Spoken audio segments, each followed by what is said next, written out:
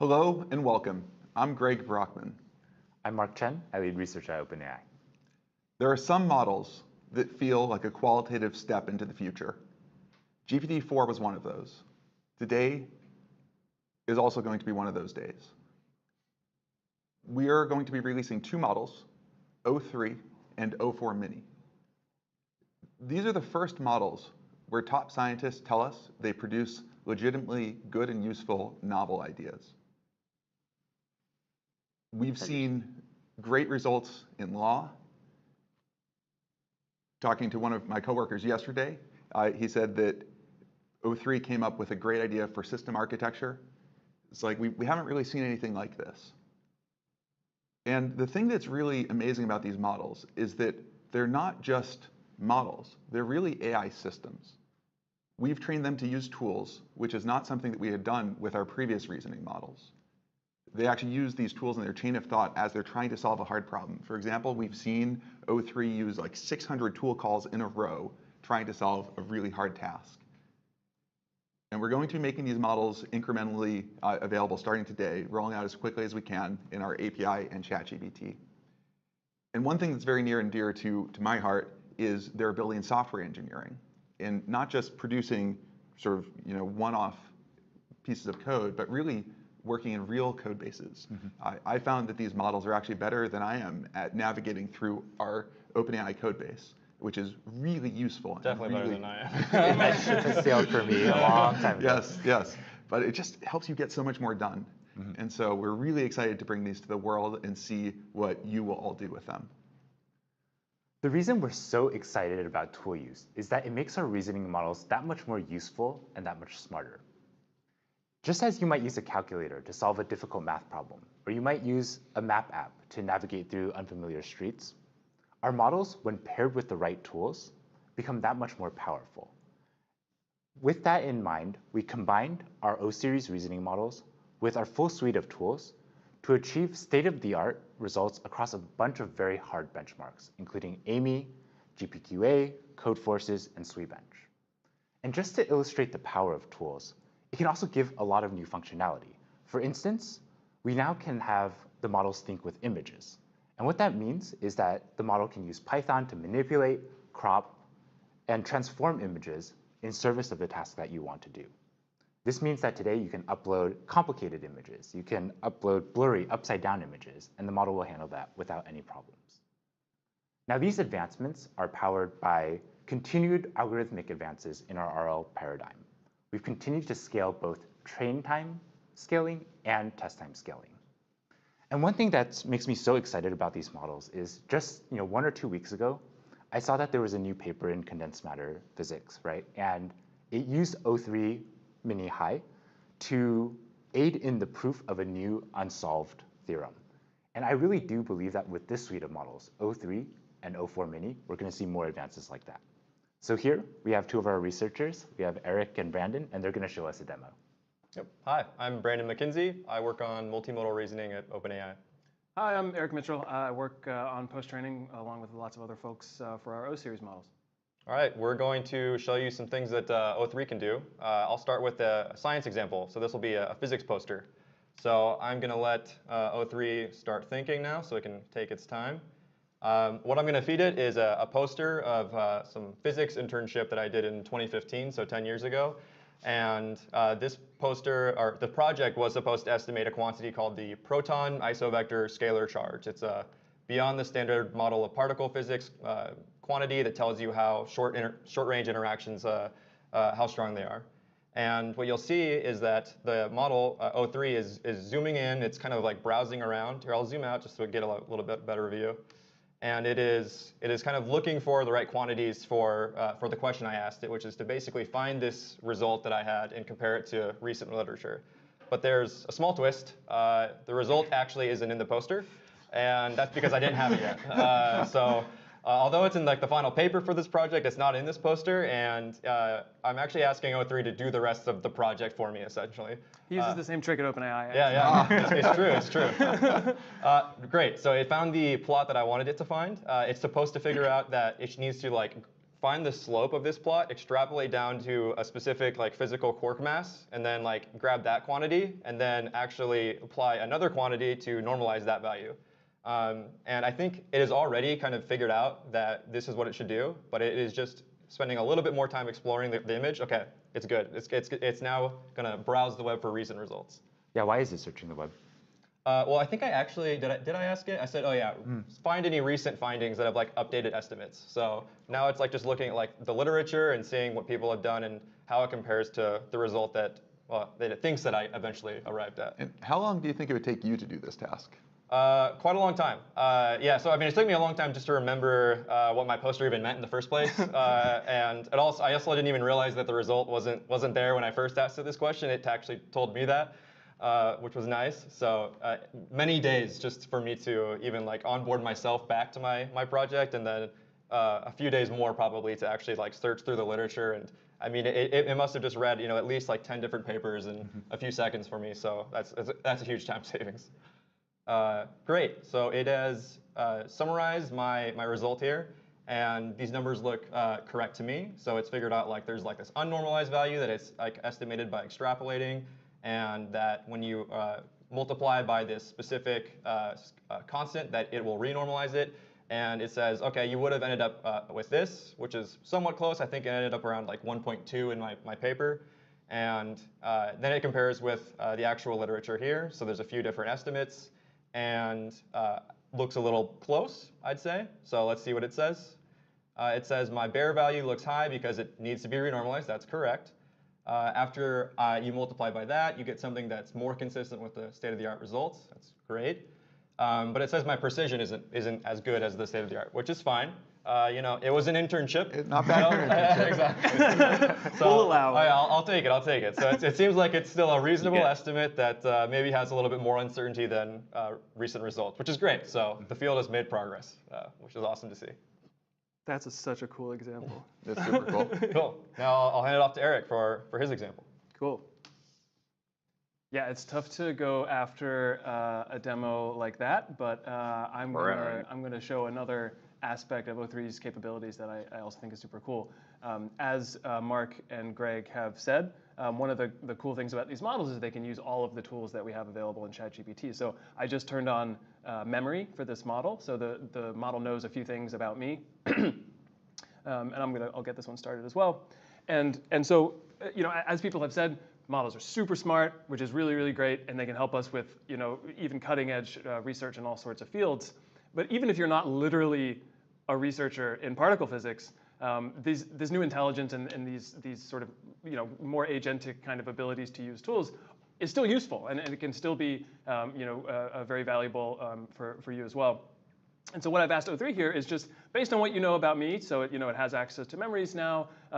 Read the news and teach me something that I probably didn't know, but that I would find really cool in particular.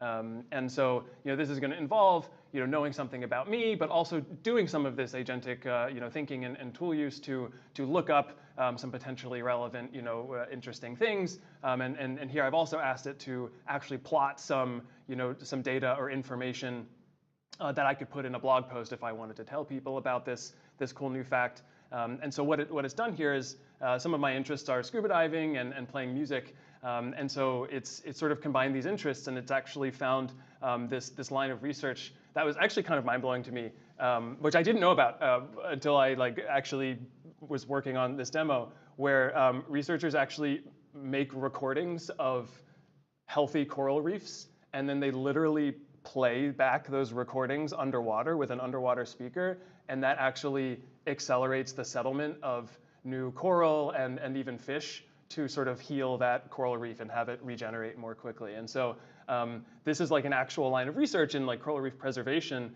and it was a very cool sort of synthesis of both underwater exploration and also music. And so here we have a nice blog post. So the model is sort of smoothly both browsing. It's using advanced data analysis to show and plot some data for me. It's using Canvas to generate a blog post. and it's summarizing at the end with some citations, what it found and where it got those results from. So again, these models are super, super smart, which is awesome, and I'm really, really excited about it. And I think this new intelligence and sort of ability to use tools will be useful whether you are literally at the frontiers of some scientific field, or you are integrating this model in your everyday workflows. I wonder if you can maybe play sound for a physicist too, and it would improve their results. Yeah, what should we play at work? Yeah, we should the sound of a healthy training physicist. run. What does a healthy physicist sound like, Brandon?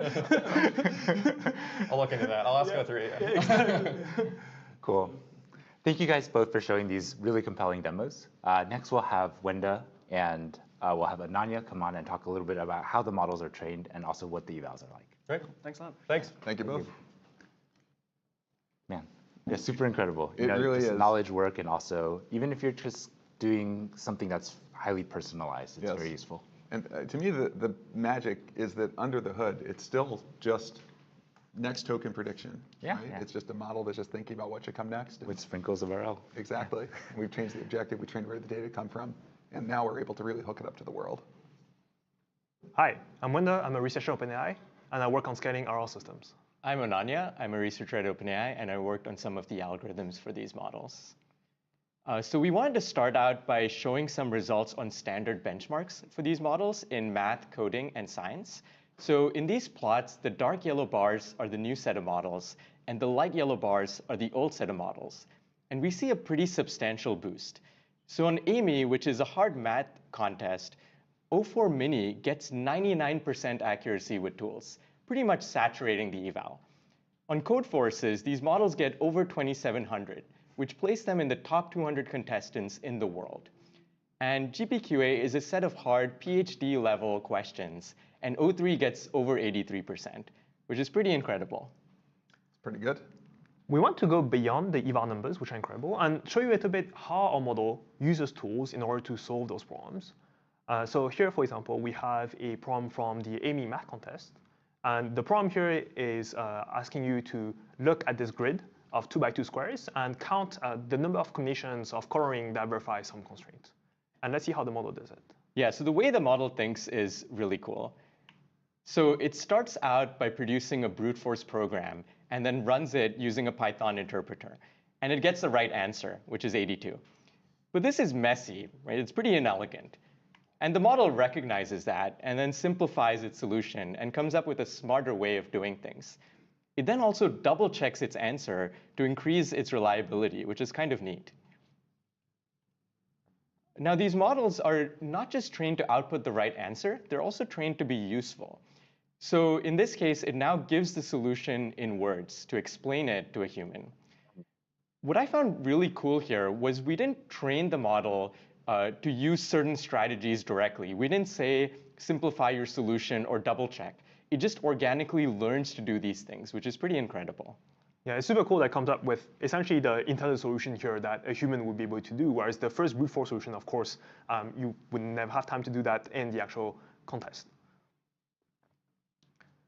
So beyond math science, we also want to share, a lot of you, I know, use these models for coding, and we want to share some practical coding benchmarks. So on SweetAnswer, SweetBench, and Ada Polyglot, we achieve state-of-the-art results with the model when it's allowed to use tools end-to-end without any harness or any specific things like this.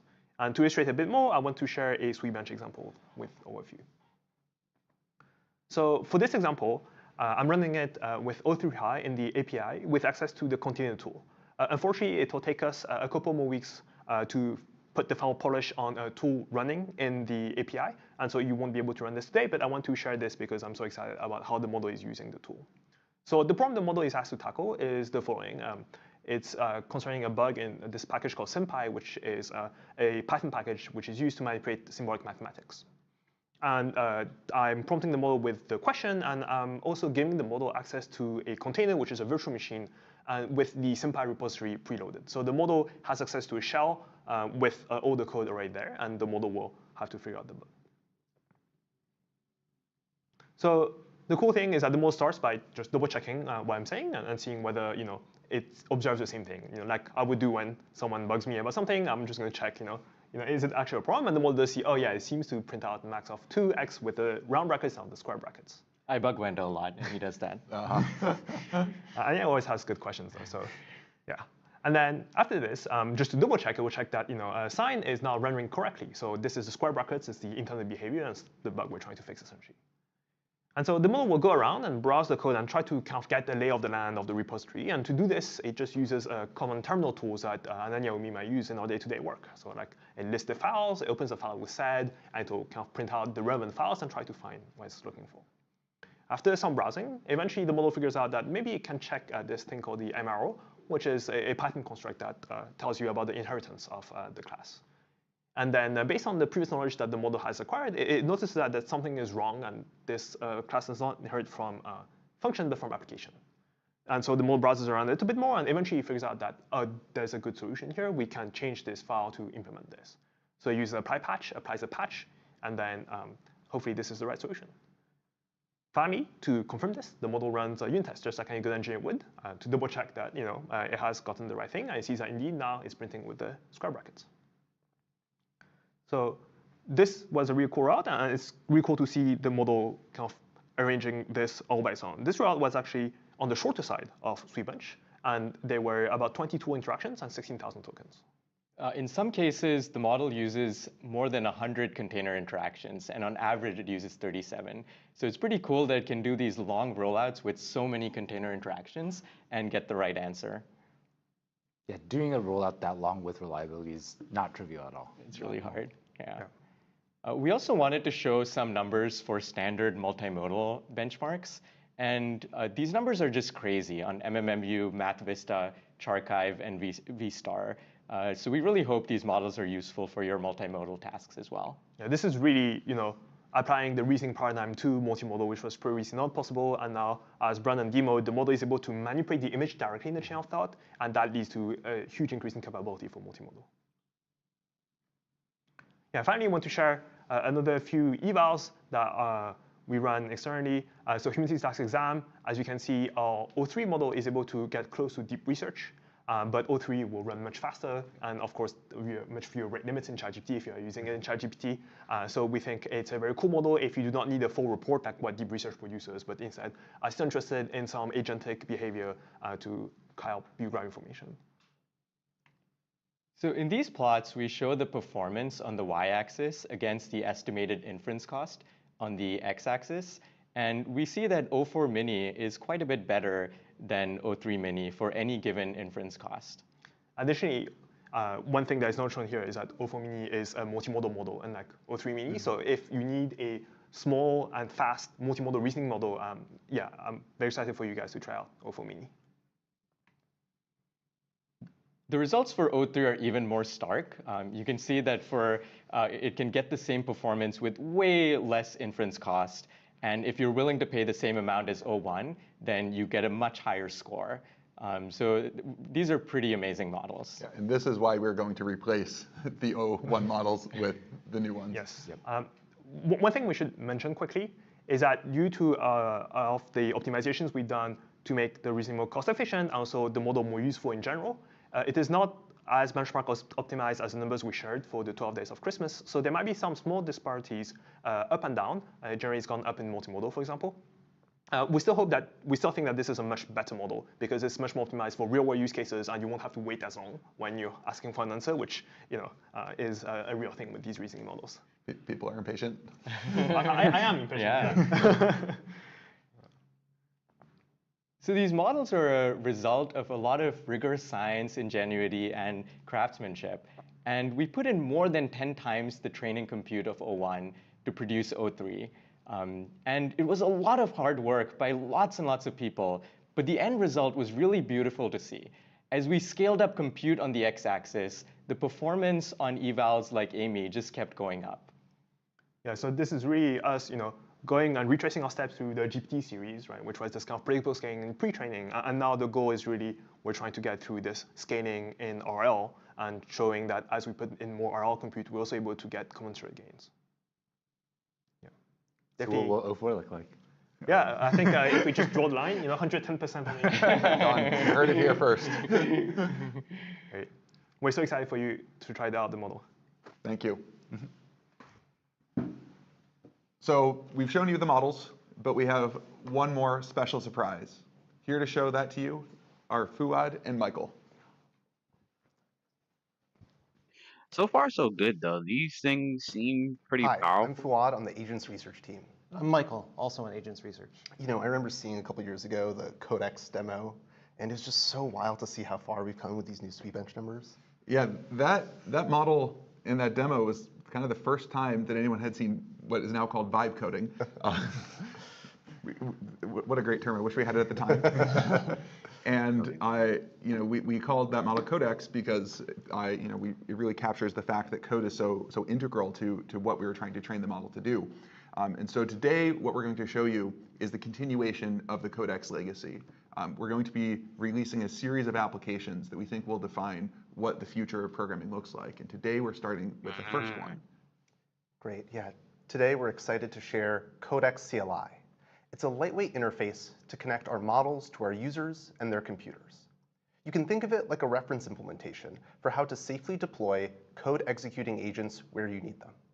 It's built on top of public APIs like the Responses API, taking advantage of new features like chain of thought summaries in that API, and our latest models like O3 and O4 Mini with multimodal reasoning capabilities. But enough talk, let's actually see a demo.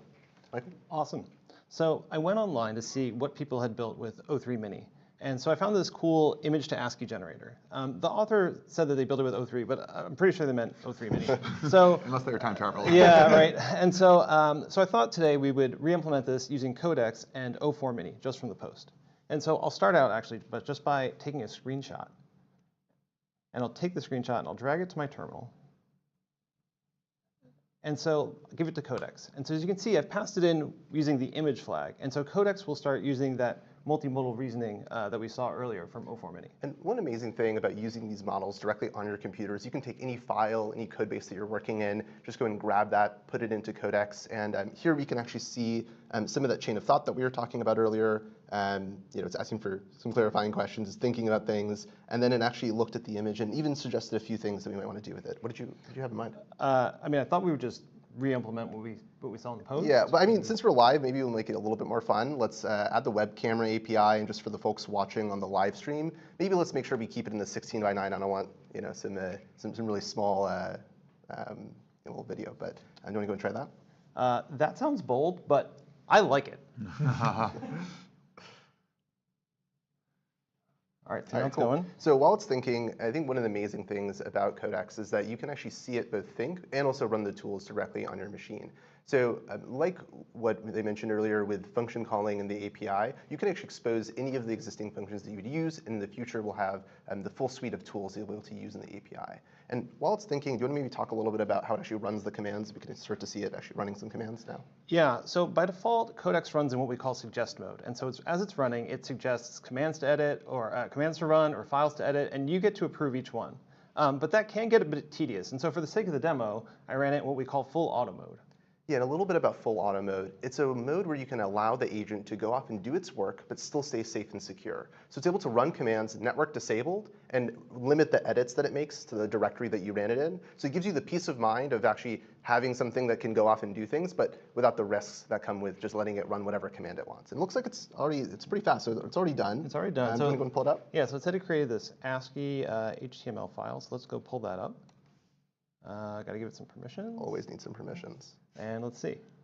Oh, that's so sick. Oh, nice. Oh, sick. It even has a little width slider. Let's see. Not quite what I thought a width slider would do. Oh, but it's low res us. I do love the low res version. Mark, you want to say hi? There we go. Hi. Nice. Amazing.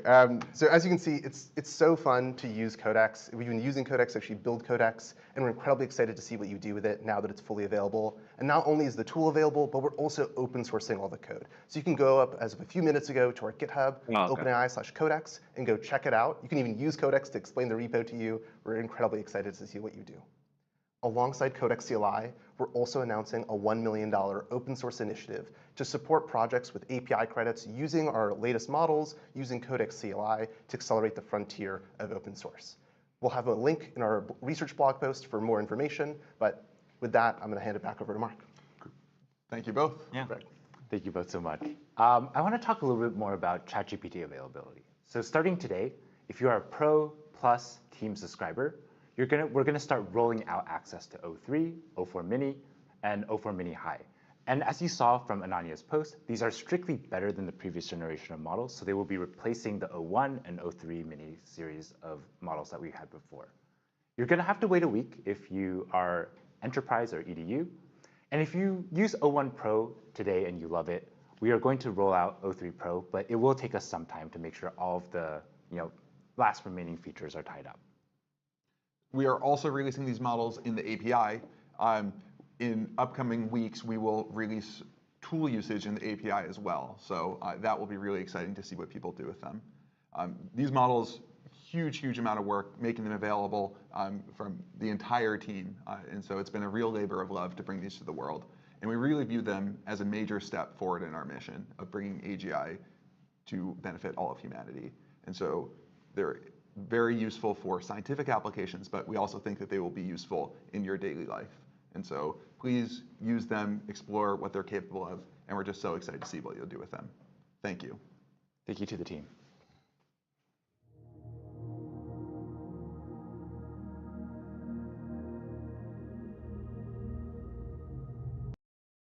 So that was pretty good. Pretty good. This is actually pretty interesting because we just had 4.1 release. Now we have O3 and then now O4 mini release. So this is a big deal, but I don't know. It's just a lot kind of in the last 24 hours, let's say, that was just released to us. And it is good that they have it, but this seems to be different in a few different ways. So with O3, O3 mini, O3 and O4 mini now being available, what the guy said at the beginning said that this is the first model that really had any type of real world tangibility, that any real world benefit. Let me see if I can find that. We had done with our previous reasoning models. System are good, going to be. Because that was actually important part of how I lead research at OpenAI. That's pretty important how we may even look at AI going forward with these statements that he said. There are some models that feel like a qualitative step into the future. GPT-4 was one of those. Today is also going to be one of those days. We are going to be releasing two models, O3 and O4 mini. These are the first models where top scientists tell us they produce legitimately good and useful novel ideas. See, that's that statement. And the part of the statement that I'm talking about is that this is releasing and producing good and novel ideas. That kind of threw me through a loop. And so you're saying that scientists, this is the first time them actually saying that these are good and novel ideas. So what were scientists saying beforehand? That so this is the first useful model for like creatives or something. I don't know. That was kind of weird because how they juxtapose having a very powerful model being ChatGPT-4 and these models now being released, the O3 and O4 mini, and that this is a huge step forward. I don't know. That kind of sounded a little bit weird. I'm still excited about it because what it seems like, if you ever seen this anime, tell me if y'all know about this anime. It's called Kurokono's Basketball. In the comment section, if you know about uh this anime called Kurokono Basketball, it kind of reminds me of what this AI is all about. It's basically finally at the point where you have like a really good coworker. I'm not sure if that makes any sense. So I'm gonna slide over this anime here, right here, Kurokono Basketball. This is a good anime, by the way. I should definitely go check it out. But this person right here is Kuroko, and he's the Phantom Six. And I think this is what AI or these new ChatGPT models that they just released is basically saying that they are. They're at the level of being the Phantom like 6 man on the team where they can carry and push ideation, creation, and research to the next level, like helping you assist in a meaningful way that can help change the trajectory of your research, your task, or your creative. Because one thing I think AI has been doing so far, and it's doing really good, this is not like any small feat, what they do really well is that they do like tasks kind of for you that would take you a very long time, but they're not doing stuff that really enhances what you could not do, right? I hope that makes sense. I hope that makes sense. This is enhancing something you could not do on your own or that could not be done in like a short period of time. So the one of the examples they brought up was actually the project. The dude had like some type of molecular project, which, you know, I'm no like physicist. I'm just a lowly dev, and they're definitely trying to replace us. It seems like, but oh well, YOLO, buy the dip. That's kind of where I'm at with it. But what they did was he had this project. He said, here's a screenshot of a poster he made in 2015. The project was to estimate the proton isovector scalar charge, but I didn't quite finish in time for this poster. Now, like I said, I'm no physicist. I was a kid, 2015. So I knew nothing about this and what he's talking about. But what this is basically saying is that even somebody who's in the know, even the guy said it took him like 10 days just to onboard himself onto what he was talking about to refresh himself. That's a long time.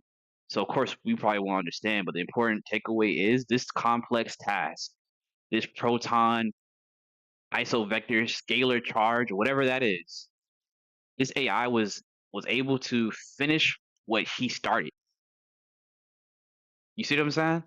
That's important because AI, I think previously could just hurry up and help you with tasks that you could already do yourself. It just time consuming. If I wanted to write an essay, I could write an essay. I could sit down and write an essay, right? But I don't want to. I don't want to write a 10-page paper. If AI can do that better, and I can maybe come spot check it, maybe add a little bit of flair here and there, I would much rather AI do that than it be me that does that. So this is that step forward when it comes to AI. This is the next frontier when it comes to AI with O3 and O4. O4 mini, of course. These are like the trenches. This is the thing that's gonna separate like ChatGPT from DeepSeek, Gemini, and Claude.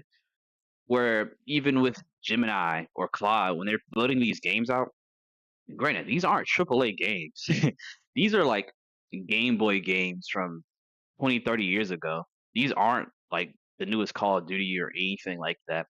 So even though it's a good examples of full demo, it's something that could be done. I want you to think about it like this. Flappy Bird was a game that came out, I don't know, like 10, 15, 20 years ago.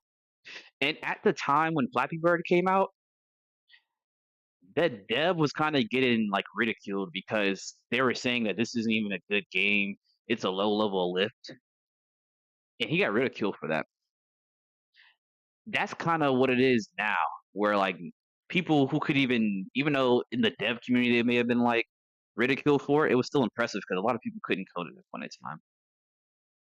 AI is now replacing these games and stuff with this type of code, which is impressive. Just like I said, I don't want to take that away.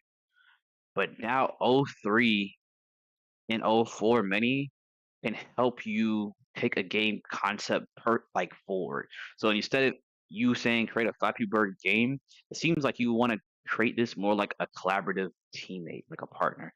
So maybe instead of it making a Flappy Bird game, you would want to talk to it and say like, hey, I want to make a game like Flappy Bird and use O3 and O4 mini to advance the idea, take it a step further to flesh it out and make it something that you wouldn't be able to think of yourself.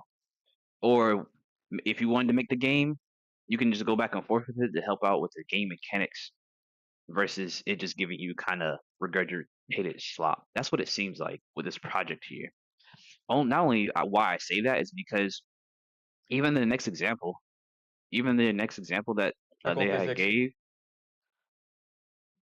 they also gave the example of having, what was it?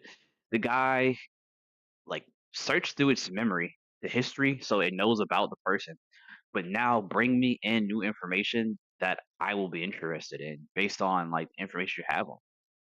That's huge. And it came out with like coral reef stuff, like whatever that may be. It told you like, hey, okay, cool. You're interested into this type of things, these type of things. This is something that you probably wouldn't look into on the day to day because, well, you're just not that type of person to look into these type of things on a daily. But these things that you don't look into, but you're still interested in, I'm gonna bring that to you and show you. And it was such a niche topic, so it wasn't like politics or the new AAA title. Like they brought him like coral reef sound effects. that listen, that's very niche. I wouldn't even know where to find that if I was trying to look for that. I would just Google, like, I'd probably Google that. I think that's the important part of this.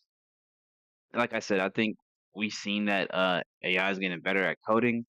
As a developer, it is kind of a little sad that one of the driving benchmarks that they're trying to use is like the Sweet bench and stuff, and how well it codes. Because it does seem like they're making it like a concerted effort for it to code and be a good coder to replace us. That's how it seems. That's how all platforms seem in right now. You see Gemini, you see Claude. It does seem like that's just what it is, and we gotta take that in, which is not a bad thing. On the flip side, I do think having more people have hands on the code and being able to code really definitely helps out people when it comes to those type of things.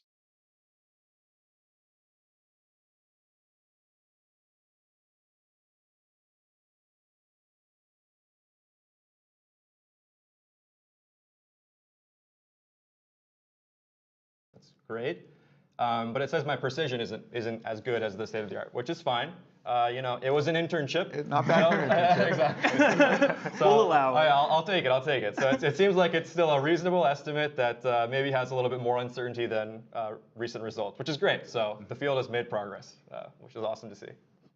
That's such a cool example. That's super cool. Cool. Now I'll hand it off to Eric for his example. Cool. Yeah, it's tough to go after a demo like that, but I'm gonna show another aspect of O3's capabilities that I also think is super cool. As Mark and Greg have said, one of the cool things about these models is they can use all of the tools that we have available in ChatGPT. So I just turned on memory for this model, so the model knows a few things about me, and I'll get this one started as well. And so as people have said, models are super smart, which is really, really great, and they can help us with even cutting edge research in all sorts of fields. But even if you're not literally a researcher in particle physics, this new intelligence and these sort of more agentic kind of abilities to use tools is still useful, and it can still be very valuable for you as well. And so what I've asked O3 here is just based on what you know about me, so it has access to memories now, read the news and teach me something that I probably didn't know, but that I would find really cool in particular. And so this is going to involve knowing something about me, but also doing some of this agentic thinking and tool use to look. You see, like it just seems like a better partner overall. Like you having like a true teammate, a true coworker in the midst with you. That's how I kind of view and summarize this. I mean, they did do really good at solving the rest of the problem, doing the research. Like the guy was saying with his project, it would take this guy a lot longer to finish up the project, and it's something he was capable of, but it was more complex to do. It wasn't like just rewrite a paper, create a basically like a Flappy Bird snake clone. Like I think we've seen those examples. At this point, I do think it's a little played out. I think we do need to have some better examples. Maybe we should ask AI like, hey, it's like I'm trying to test you out. give me a good coding example. Some of the boxing games and like the simulators that like use your body to like as a controller, those are actually pretty interesting. I will say so. We should have more of those though for sure. But yeah, no, that's the main two things about it. They did say that it is taking more compute, but I think in the last video they put out with Sam Altman that's talking about 4.5 and the training of 4.5, they have like some models that are just been cooked. That's what we're seeing right now with 4.1 that was released yesterday, and now O3 and O4 mini. So I think all in all, these models are becoming more and more powerful. But what I'm looking forward to a lot is the competition because they did say they're rolling out the model um like to the pro people in the in like the enterprise people like I think like pro I think it's plus and pro and enterprise and then like EDU people have to wait and of course free people you're gonna have to probably wait like a month or something. But what I do like about the competition in the AI space because Gemini like just released 2.5 Pro. Now boom, they just released this.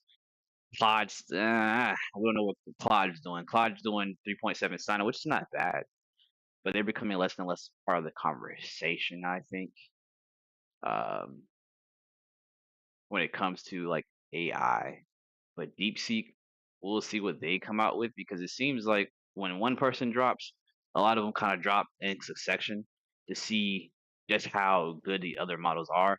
And sometimes it'd be open source. And that competition then pushes like maybe ChatGPT to push out a model uh that's already for the paid people for free or something, just to compete against the other people.